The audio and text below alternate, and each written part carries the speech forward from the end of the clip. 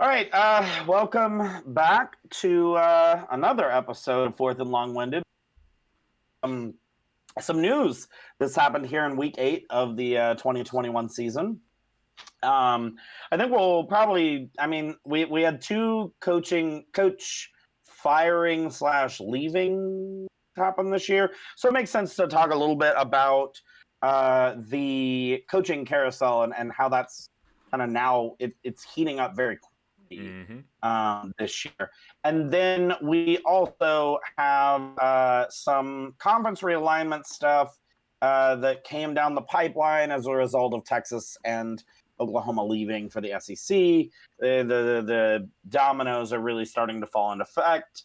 I've seen some interesting stuff. I just want to talk briefly about it. So, I mean, I think that, like, with our coaching conversation, we can talk about Coach Ogeron. I think that's where we need to start, is Coach Ogeron.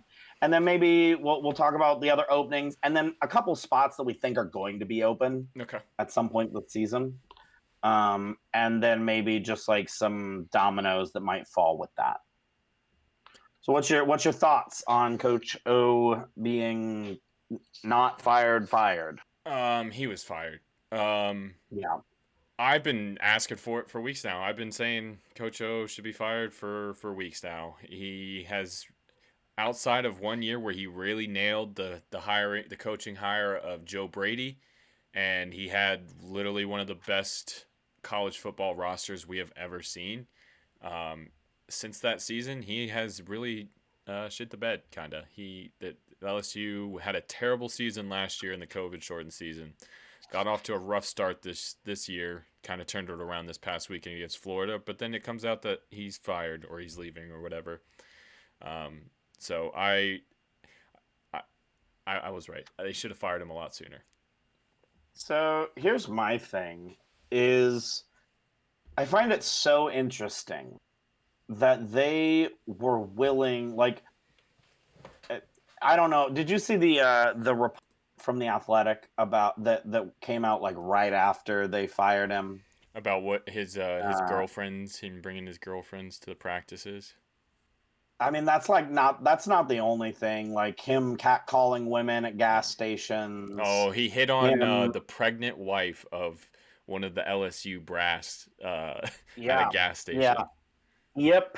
And just like, it just seems like Coach O, like the success, because think about what he did in 2019. His team was untouchable. They took down the mighty Alabama. They were the best team in the world. He brought LSU back to prominence. Think about how he was treated just walking around the streets of Baton Rouge or just in Louisiana in general. I think that went to his head, and he thought he could do whatever he wanted to do because he was Coach O, and he really liked being Coach O, which, I mean, sure. Yeah. I mean, I think there's part of that also, in case some people didn't know, he was divorced from his wife like 6 weeks after the national championship game in 2020, I guess. Yeah. So I think that also did a lot because, like, where he wasn't having to focus on like being lonely in his personal life, he's now lonely in his personal life, and so now he's thinking about these other things like, oh, what's it matter if I bring my girlfriend's children to practice? Their kids are good enough to maybe play here. Like, they could see what practice is like. Yeah.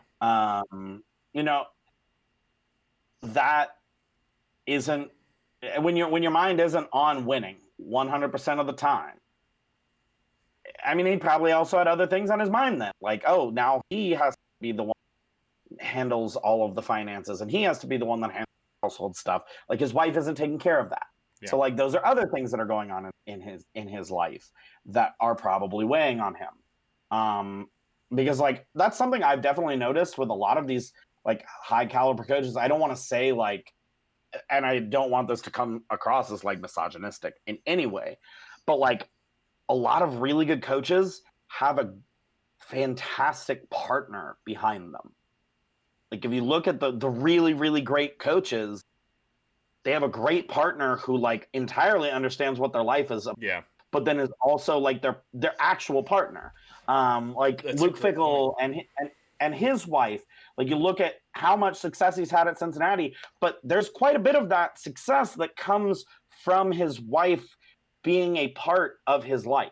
Mm-hmm. Because like Luke Fickell at Cincinnati has built this massive barn in his yard in Indian Hill that he invites recruits to and has massive recruiting events at, that his wife runs. His wife came up with this genius idea to have cookies delivered to every single recruit when they're here on a visit from the local, it's called Crumble. Yeah. It's a bougie cookie shop, which, I mean, like, everyone could do that. But like, those are things that like football minds don't think of. Like, you're thinking football. Mm-hmm.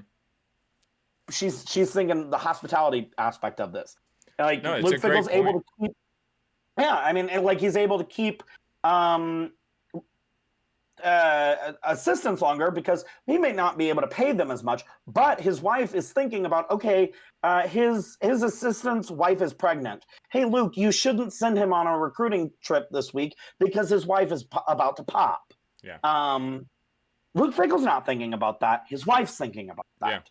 Because that's her world. And those little things make a difference to coaches. Not saying that's the only thing that made a difference to Coach O, but like, I definitely, when you don't have all of those other, yeah, it's definitely part of it.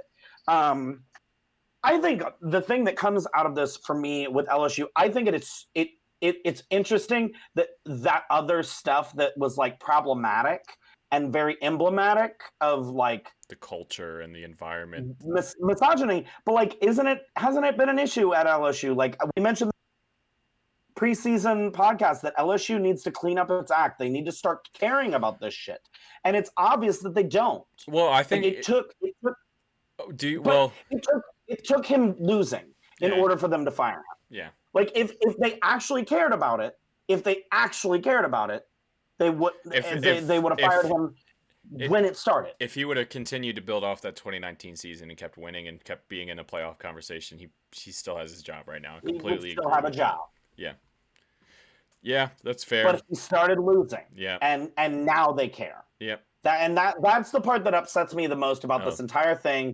And I think it's also the part that should concern people, like coaches interested in that job. Yeah.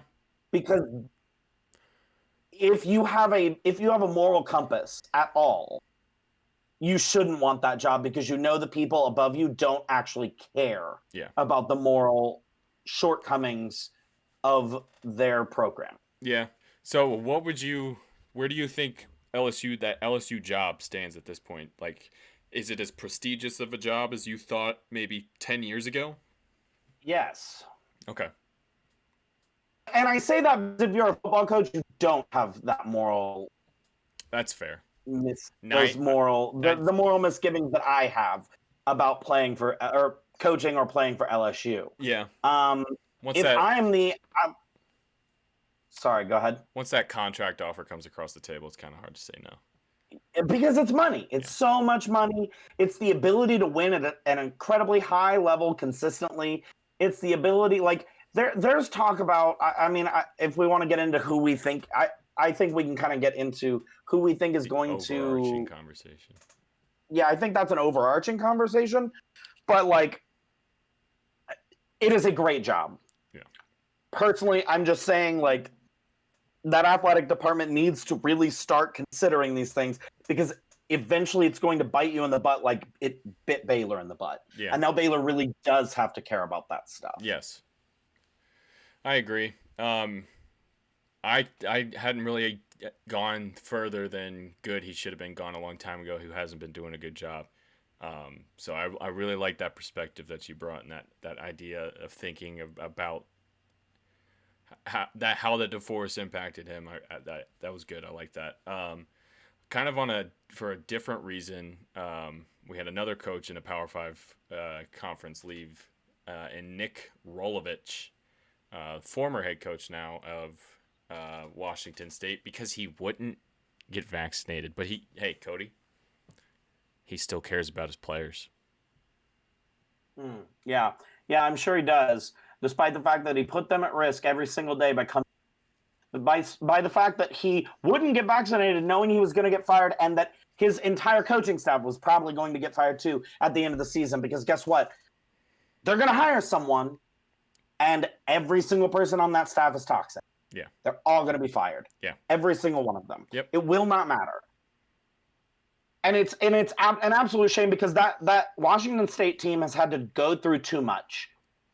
I mean, 3 coaching changes now, or I guess 2 coaching searches, 3 coaches in 4 years is absurd. It's absurd. And he didn't care. He didn't care. Exactly. I don't. You can't tell me that he cared, because if he did, like you're literally surrounded by one of the best academic institutions in the state, and top 60 academic institution in the country. I don't know for sure, but I put him there. So, there's this thing that he could do if he really doesn't understand the vaccine. He could walk across the street to the fucking science department and say, "Hey, can someone explain this? Is it going to cause me some issues? Oh, you're a scientist and you actually did research on it? Okay, cool. So you actually know what you're talking about, so you could tell me about it?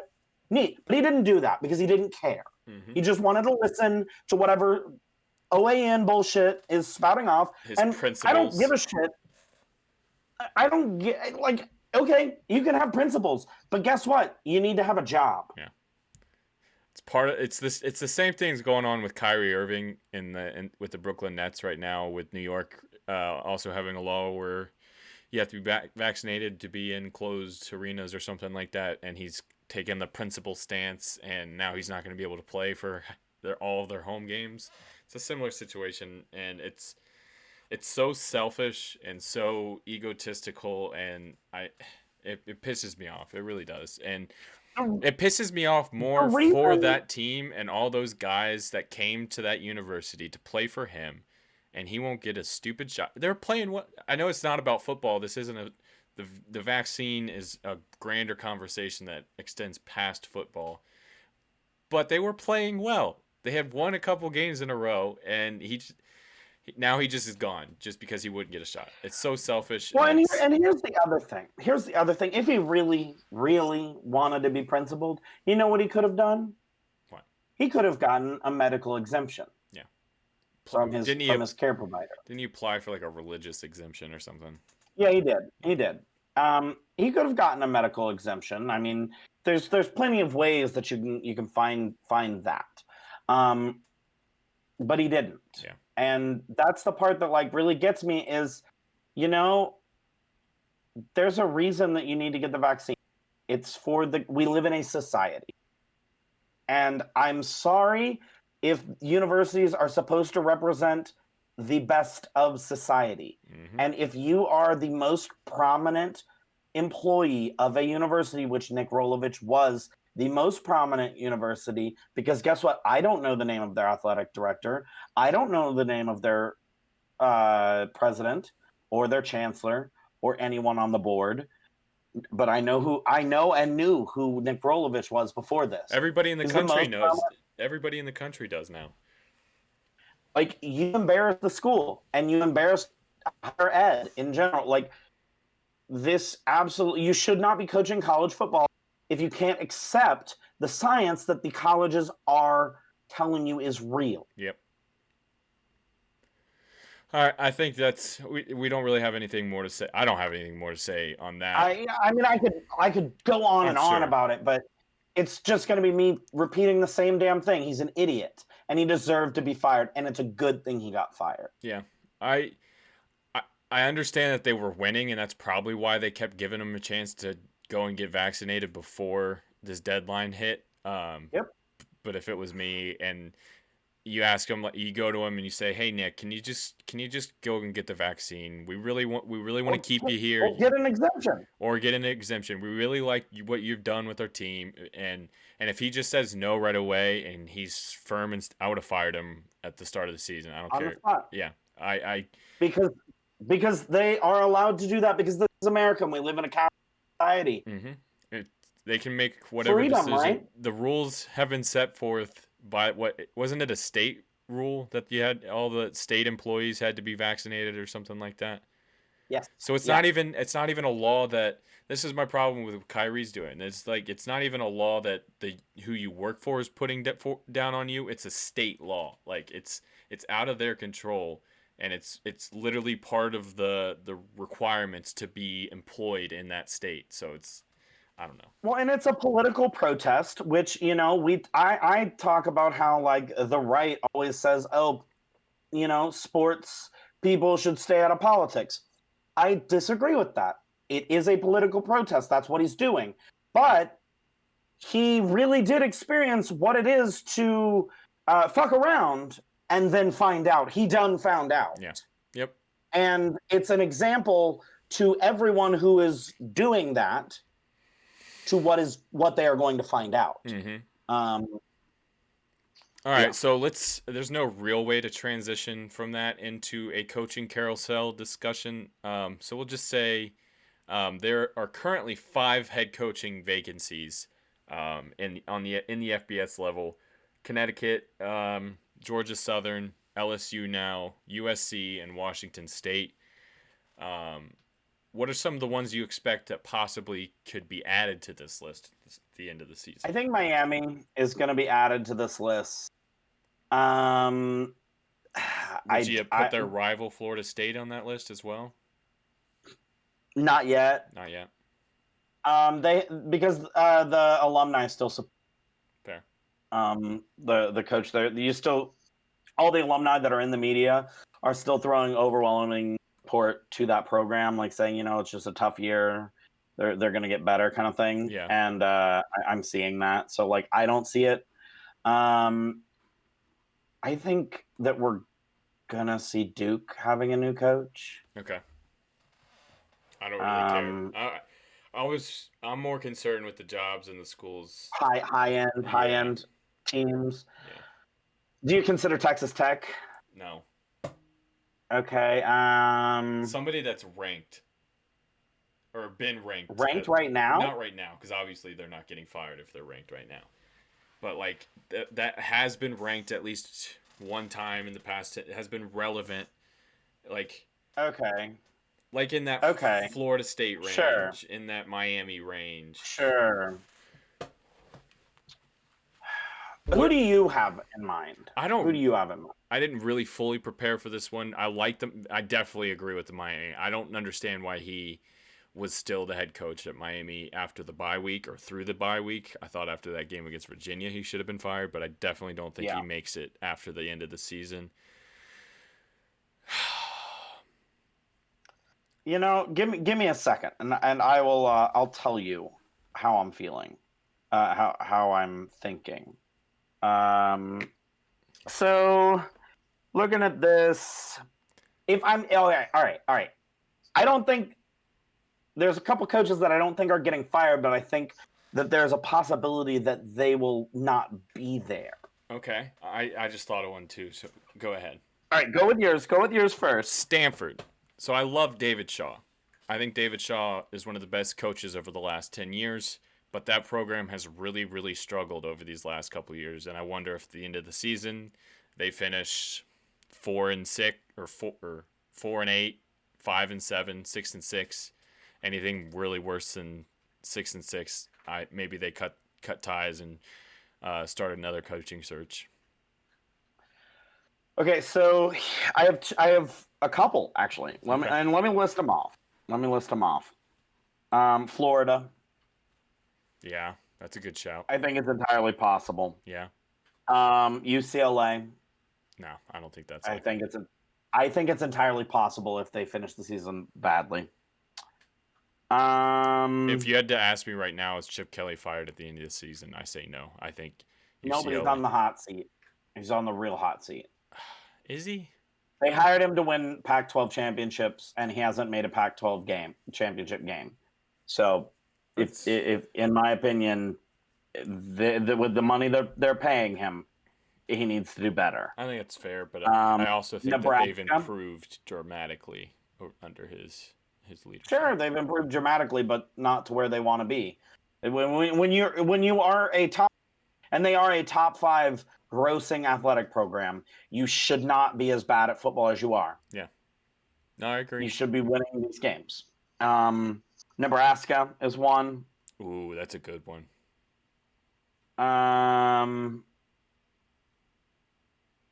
Maybe Louisville. Yeah, that's another good one.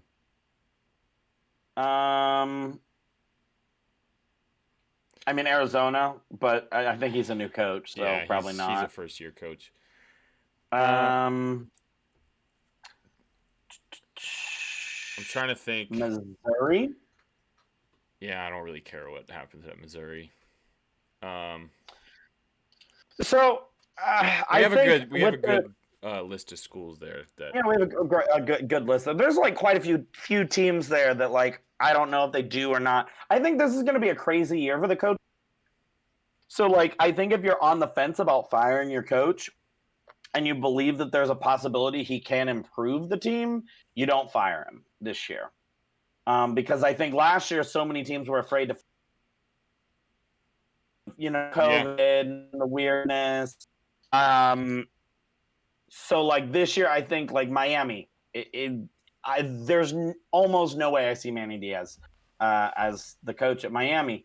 And so then who do they get? LSU is one of those jobs that has the power that they could pull someone like, honestly, they could pull Lincoln Riley. They could pull Dabo Swinney. Yeah. They could pull Mel Tucker. Yeah. They could pull, honestly, maybe even Ryan Day. Like they could pull a lot I don't think Ryan Day. That's a step down. I think Ryan Day's a stretch. That's a step down. Yeah, I agree actually. But if the money's right, the money's right. There was Alabama would be the only job I could see Ryan Day leaving for. Maybe I agree. But if you write him a $15 million contract a year, like I think Ohio State. I don't see him saying no. I think he goes back to Ohio State and is like, "Hey, they're offering me this," and Ohio State's like, "All right, we'll pay you that." Yeah, I mean, I do too. But... And then Nick Saban will get that news and go to Alabama like, "Oh, time for another raise," because he's got that clause in his contract. That's exactly what'll happen. Yeah. I don't know, man. But I think that there's like a lot of domino fall. So I think if you are a team like especially Michigan's one of those teams that it's like if he only loses to Ohio State, do you fire him? Lane Kiffin to Michigan. No, Michigan fans would not put up with Lane Kiffin. But for the content, my God. What an amazing! I want that to happen. I've seen more Lane Kiffin to LSU stuff. That sounds entertaining to me. That's definitely entertaining. I like Lane though. I feel like that wouldn't work out at LSU. So I don't either. I would rather him not take that job. Same. Yeah, I mean it's definitely going to be an interesting conversation. Okay, so do you have really anything else you want to say on the coaching? Nope, it's going to be. We already got a good. Already some openings with USC, LSU, Washington State, and I agree. There's definitely going to be. Yeah, and we'll talk about it more throughout the season and the off season. I think once the dust settles, we'll probably do an episode on the grading each hire. Yeah. More than likely. What were you gonna say? One last I just kind of looked at their logo and it came to my mind. Is Mac Brown on the hot seat at all? No. Pretty disappointing season. No. Okay. It's a disappointing season, but like I don't think he's fair. It's just I think he'll retire before he gets fired. Okay, fair enough. All right, that's all we got for what are we calling this episode? We're conference USA or conference realignment and coaching carousel, maybe. I don't know. That's what we. Yeah, I mean, right? We still do have to talk about conference realignment. Oh, we still need to talk about that. Yeah, we haven't talked about it yet. Oh, all right. Let's talk about conference realignment. We've recorded like 5 episodes in the last. Yeah, this has been a marathon. This has been a real marathon of recording for us. Let's quickly run through this. Over the last few days, I don't remember when it came out. The American announced that they were looking to add 6 new members to make up for the 3 members that are leaving. they're adding UTSA, North Texas, Rice, FAU, Charlotte, and UAB out of the Conference USA. That will leave Conference USA with just 8 teams, being Marshall, FIU, Louisiana, MTSU, Old Dominion, Southern Miss, Western Kentucky, and Utah. And then the Sun Belt has 10 teams with the current teams. So I kind of want to pop in just a few quick points on this. One, what is the American doing? Anything it can. Like, I get it. You're trying to stay relevant in any way, shape, or form. But, like, the teams that you added, there's not a single one of these teams that they added. Like, they didn't take any of the best teams from Conference USA besides UTSA, and that's only a Marshall. They didn't take Marshall. That's right. I saw that. No, they didn't. They left Marshall because it's stupid. But so in my opinion, the best teams in Conference USA right now are UAB, FAU, Charlotte, Marshall, Louisiana Tech. Louisiana Tech's having a bad year, but like overall, Louisiana Tech is a better program, and Western Kentucky. Yeah, like Western Kentucky. Like if you asked me what teams I wanted, I would have said Western Kentucky, Marshall first. Like, Marshall's the first one that comes to mind. Like, Marshall has a fan base that could rival Power 5 fan bases. Mm-hmm. As a small private school, they have a massive following. They average like 500,000 people on a bad day watching their games. Wow, I didn't know that. I mean, it's a huge following. And so that didn't make much sense to me. FAU does, and really what it is, the American is going after big markets because they're going to try and sell this to the TV networks. Yeah. But like at the same time, like, okay, I guess you replaced Houston with Rice. Yeah. Rice has had. So are you gonna even continue to care about the AAC at all once Cincinnati leaves? Like, am I going to care about it? Yeah. Or is anyone going to care? About nobody's really definitely on the national stage. They turn into the Conference USA, but. Yeah, no one's going to care about this. I will care about it. There are some teams in the American Conference that I've like developed an attachment to. Yeah, I particularly do like Memphis, and I like SMU. You love Tulsa too. Tulane's fun. Tulane is a fun team. Yeah, so like there's some fun teams there in that American Conference. Actually, I am sad that we're losing, as a Cincinnati fan, losing some of those games, particularly Memphis. Yeah, I think Memphis for Cincinnati is like probably our best interconference rival. Geographically, they're the closest, aren't they? Yeah, geographically the closest. Like, makes the most sense. They're both on river.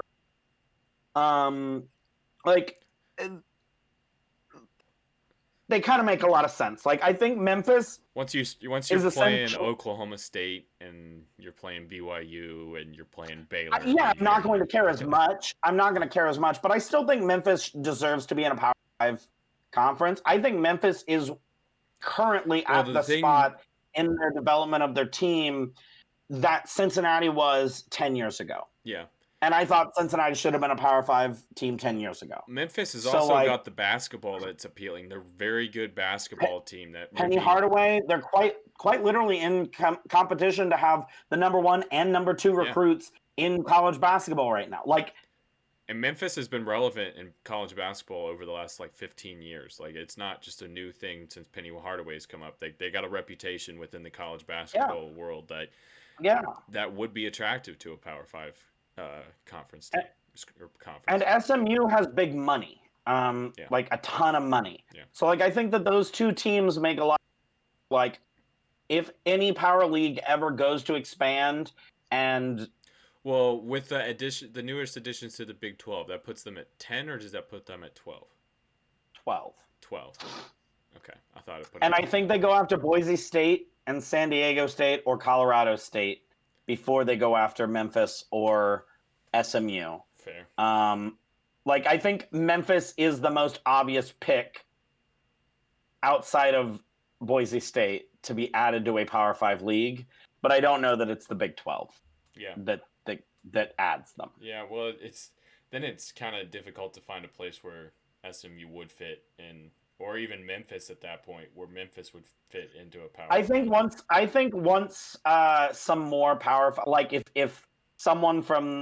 the Big 10 expands to 16 teams. Yeah. I think once that happens, we're going to get a domino effect of the Power 5 leagues all expanding to 16 teams. Yeah. And at that point, we're going to see a clear separation from the Power 5 to the Group of 5, and we're going to see it's going to be a new level. Who deserves that shot? And I think Memphis, SMU, that is that line of that's the bottom of the barrel of who I think would deserve to be in a Power 5 conference. Yeah. But and so that's not even really where I wanted this conversation to go. Where I wanted to kind of hit on what I think the Sun Belt is going to do. Okay. I think the Sun Belt is going to snatch up a couple teams from Conference USA. So you think this is the end of Conference USA as a college football conference? Or just a college I don't know that it's the end. But I think, what I do think, is this is the beginning of Division I FCS and FBS either combining or fully separate. Yeah. And becoming a Division I, which is just going to be the Power 5 teams. Division II, which would be Group of 5 / FCS. Yeah.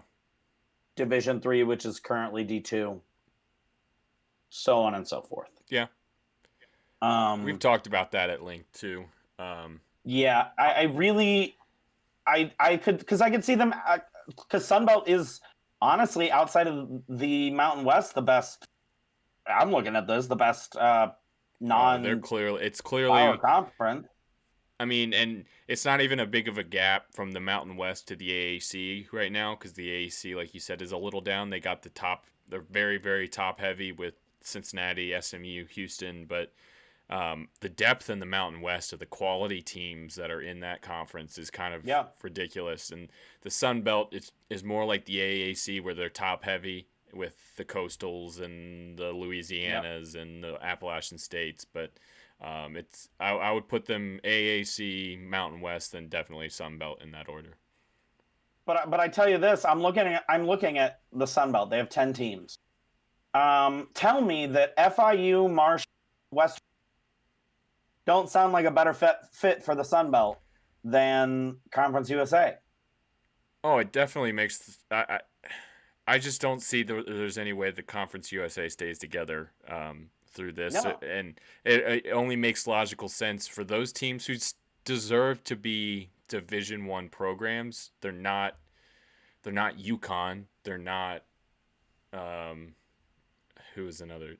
Vanderbilt even. Western Kentucky's a good program. Marshall's a really good program. So I think they deserve a spot in at least a reputable conference, and which the Sun Belt has made itself into. And here's the thing that I see happen is I see Liberty, maybe New Mexico State, UConn. I could see all of those teams joining forces with the 4 teams that I think are going to be left in Conference USA and making an 8-team conference. And maybe we get a JMU and a North Dakota State or someone like that wants a little bit of bigger piece of the pie coming up. Yeah, I think that's also pretty logical. I wonder if the HBCUs could. Anyways, I wonder if the HBCUs could get into this world too, especially with what Deion's trying to do at Jackson State. Maybe a couple years down the line, there's definitely a lot more money flowing into HBCUs nowadays than there were even 5-10 years ago. So maybe they can get up to that level. Hopefully they can get up to that level Yeah, maybe. I some don't know. point in the near I don't future. know. Like, obviously, don't know what's going to happen. The logical step for me, if I'm the Sun Belt, so that when everyone goes to 16 teams, you can then be It's a skip, proactive hop, and a jump move. from it. It's a Yeah, proactive move at this point. Be on the yeah, offense instead of on the defense, trying to keep other conferences from stealing your teams. yeah. It's time. It's time for Conference USA to die. It's been dying slowly for 20 years. It's time. Yeah, I agree. All right. Well, that is now the end of this episode. Long conversation on coaching and firings and coaching carousel, and then a little conference realignment talk. Lot of news this week, but thanks for watching. Go check out all of our other videos, our best bets episode. Check our review and previews. Check it all out back on our YouTube channel. Thank you very much for watching. We'll see you next time. Bye.